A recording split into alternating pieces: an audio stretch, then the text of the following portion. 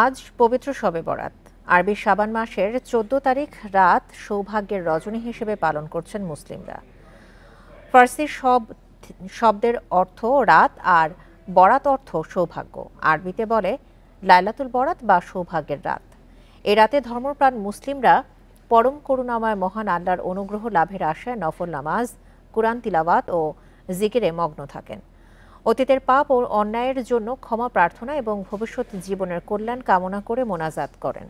এছাড়া পবিত্র শবে বরাতকে কেন্দ্র করে বাড়িতে নানা রকমের খাবার তৈরির প্রচলন রয়েছে।